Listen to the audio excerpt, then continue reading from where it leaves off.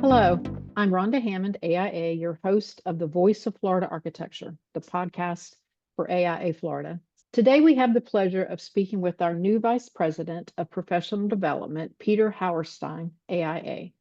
Welcome, Peter, and thanks for taking time to be with us today. Well, thanks for having me here, Rhonda. This is going to be a lot of fun. I've actually been looking forward to this. We have two. So, you're a principal in your own firm, and your involvement with AIA consists of many years of service. But first, we'd like to hear about your journey to becoming an architect. It was an interesting one. Everybody who has been on the podcast has had their own unique journey, right? Nobody's had a straight line. And so mine's no different in that respect. I started out sixth grade. My school had a drafting class. So I took that drafting class and fell in love with drawing right there and then. I would go home weekly with extra assignments and probably did twice as many as anybody else and just kept drawing parts. It wasn't buildings, it was parts. But I knew then in sixth grade, without a doubt, that I wanted to be an architect because it just kind of led me into that. And my high school up in New Jersey had drafting programs. And so I started doing those. We had a county competition and I got to win awards for all the nice hand drafting we did, right? Because it was really important back then. And then in senior year, we actually had, so that was 1987. We had You're dating yourself. Yeah, that's okay. That's okay. 1986, 1987, that school year, we were the first school in New Jersey to have AutoCAD. I got to use AutoCAD way back then in 1986. And I said, well, what's this good for? And so probably repeating stuff. So I designed a hotel in senior year in high school because I could take all the rooms and I could duplicate them and do doubles and singles and do all that kind of fun stuff. So eventually I went to school in New Jersey at New Jersey Institute of Technology, New Jersey Tech, because it's too hard to say all those syllables. And I went through the first year totally inspired because remember, in sixth grade, I wanted to be an architect. And after the second year, I decided I didn't want to be an architect. So I actually left architecture school thinking, here I am. I went through sixth grade all the way through 12th grade, knowing this is what I wanted to be. But, when you get to university, your mind expands and your world expands. And I wasn't so sure anymore. And so I left for a year. I took some generic classes, not knowing what I wanted to do. And I was sitting in accounting class in the back of the room so I could sleep. It wasn't fun for me. And the teacher saw us all wanting to fall asleep. And he scolded us. He goes, when you take this CPA exam, it's the hardest one you've ever taken in your life. And you're not going to do well. And a little voice inside of my head said, heck no. The ARE is so much harder than this. And I was like, what just happened there? And that's the moment I realized, yeah, okay, I've had my break. I figured it out. I want to be an architect. So I went back to architecture school that following semester after taking a year off. I went through the summers to kind of catch up, graduate in 6 years instead of 5 because we had a Bachelor of Architecture program there. And I finished up. Went to work. I have some history in Spain, so I went to Spain for a little while. And when I was in Spain, I missed architecture again. And I came back and I jumped into my exams to get all those done. New Year's Eve, 1999. Because we didn't have, well, these were this was like the first years we had the computers. And so I still had to wait to get a mailing in the US post office mail to find out if I passed or not. And I got the letter and I didn't want to open it. But then I saw through the envelope that I passed. And so that's when I found out going out on New Year's Eve, 1999, that I finally became an architect. It was pretty neat. Your home component is AIA Tampa Bay, one of our larger components. You're active with your component. You've played a significant role in bringing the Center for Architecture and Design to fruition. Tell us about that process and the center's purpose in the community. It's actually been a very long process and one that started even before I was active at AIA Tampa Bay, before I moved here about 10 years ago. But when I became president, Dawn Magis, our executive director, had asked me to help out. Can you do something with us? We're looking for a building, and we actually happened to find a building to house not only AIA Tampa Bay, but the Center for Architecture and Design. So I was involved in a couple of aspects, one with the building and one with building the network to serve the community. And so for the building itself, we had some design charrettes with the board, including our office, and we came up with a design. And then we spent the next 2 years or so, a little more than 2 years, actually getting it through permitting and building it and actually getting it landmarked with the National Historic Preservation folks. So we have a nice little plaque outside. We took an all building. We found the history of that building in West Tampa, which was really special to us because we wanted to help build that community, and the building was one part of doing that. And so now when folks walk past the building on North Howard Avenue, they could see that we care about the community when they walk past and see not just the changes that happened on the outside, but the recognition that we gave that building for what it meant to West Tampa and the cigar industry there and the people who work there. But we continued to work our network. We had some programs that worked with the community, like our Design Week or being at the Gasparilla Festival of the Arts or our K-12 programs. So we continue to develop those things with the rest of the board. Jonathan Moore really made the connection with USF really strong, right? So that's part of the community outreach. AIA Tampa Bay is serving the members, but the Center for Architecture and Design, which is the name of our outreach group, and it's also the name of the building, really is connecting all of those different aspects of the community. Maybe it's the government, maybe it's the people that live there or the business people, but we want to give them the tools to appreciate architecture and to express themselves and be proud of where they live. From all reports, it's been quite a success. So congratulations on that. Well, thank you. Yeah, we've enjoyed doing that, and it just continues to grow. So it's nice to see it developing and having its own leg. As I mentioned, you are Vice President of Professional Development Committee. Tell our listeners about the important role this committee plays and how it benefits all architects around the state. Well, the Professional Development Committee, our main drive is to provide resources that architects need and inspiring architects need to be able to do their job well and to be able to grow. And so we have a lot of programs that are nestled into that committee that people take part in weekly, really in a lot of ways, and certainly monthly. Continuing education is a big part of that. It's always going on. It's ongoing. We have our webinars. We have our in-person continuing education topics also. And the webinars, by the way, have increased a lot since COVID. Every single year, we just keep adding more and more to it. So there's always opportunities for folks to come in and get the continuing education they need and the health, safety, welfare that they need. Another thing that a lot of members have spoken to us about is the ability to understand better how to run their own businesses. So we've been developing courses on how to practice architecture better, how to run your business better.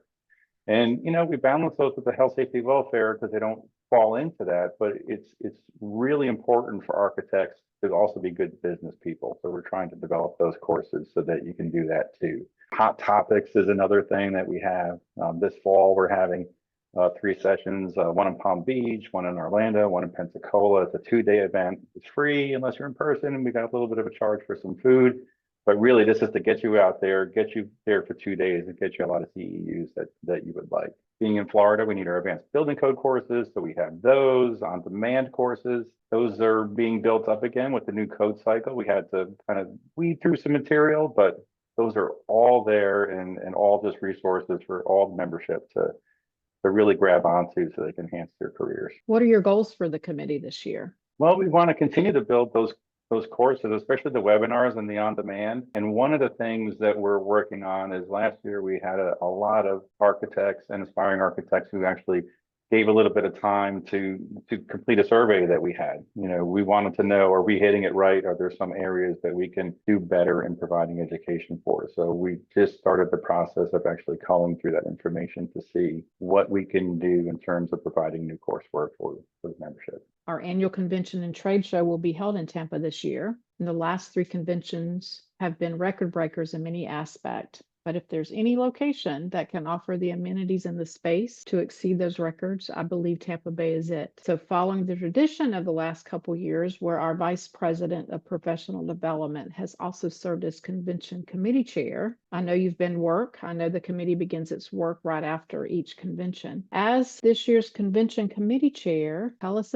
what we can expect from the convention in Tampa. We are super excited it's going to be in Tampa this year. As you know, I'm from Tampa, so we're great to have everybody here. We have a great city. The theme this year, Shifting Paradigms, Community, Technology, and Climate, is what the whole convention is going to revolve around. Really what we're looking at is keeping membership up to date on this fast changing world that we live in, so we can adapt to those themes of community and how to be better community members, and the technology that we need to adapt to, whether it's AI or anything else, to continue to be relevant as architects and offering what we can do in our expertise, and the climate. We've all seen what happened in the past couple of years, and especially last year here in Tampa Bay. So we're going to have topics that are all about those things, and we can't wait for everybody to come in and see what that's about. Of course, we're going to have our advanced building code course. Gosh, we have 10 tours that we're going to have because we're in an urban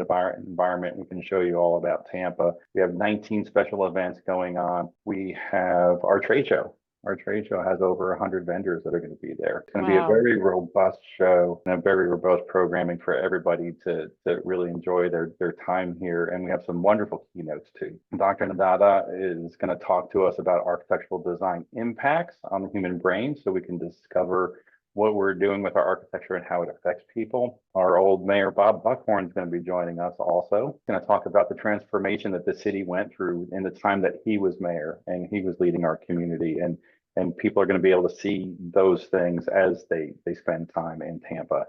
Neil Leach, professor at FIU, is going to join us, and he's going to talk to us about AI and what it means for architects and how we can adapt with it. The ethics of AI is something that's going to be talked about a lot. Simona Huda is going to also be joining us. She's going to take a look at how we can inspire change in our own firms and our own community from within, right? So we don't always have to look outside to see how to make ourselves better, but we can find that from inside too. So we're finishing up Saturday evening with the Design Awards. Yes, Design Awards are going to be another amazing event, and it's the most amazing way to end the convention, right? I mean, we've all spent a lot of time making our communities better, and we get to see these perfect examples of how everybody throughout the state of Florida, all the architects, really contribute to how we've grown and how we've become a better state. So remind our listeners the dates. The dates are from July 30th through August 2nd. It's going to be at the JW Marriott in downtown Tampa. Trade show itself is going to be on Friday, August 1st, and that's from 1 o'clock to 7 o'clock. And we want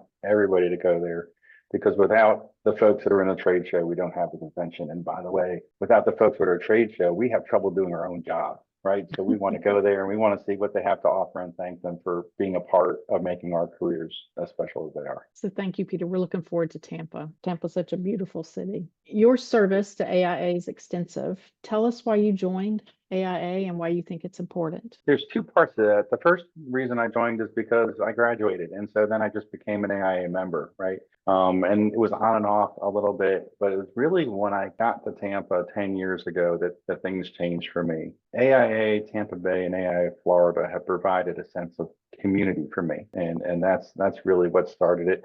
Mickey Jacob and Asa Santa Cruz were really the people that were behind me. I always told them, yes, I'll join. And then one day Asa's like, we just need you to be on the board. Can you be a part of the board?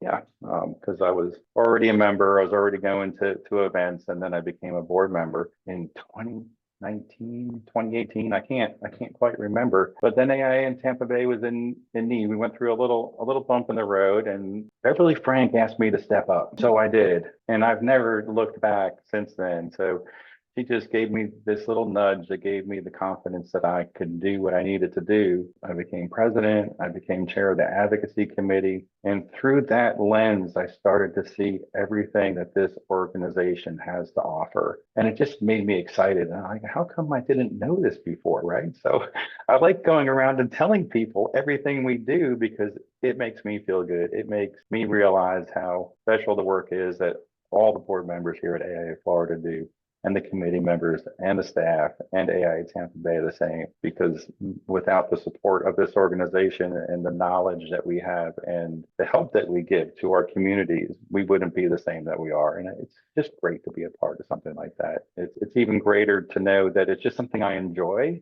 and that it has an impact. And now you're the committee chair for the convention there in Tampa, and you're chairing of our professional development. So you most definitely are having an impact. So thank you for all the efforts that you and the committee have gone through putting the convention and trade show together, and also for your service to AIA Florida and the profession at large. Thank you for being here with us today. Thank you too. And will be here for a long time to come. I hope our listeners have enjoyed getting to know Peter and, more importantly, the benefits of our Professional Development Committee.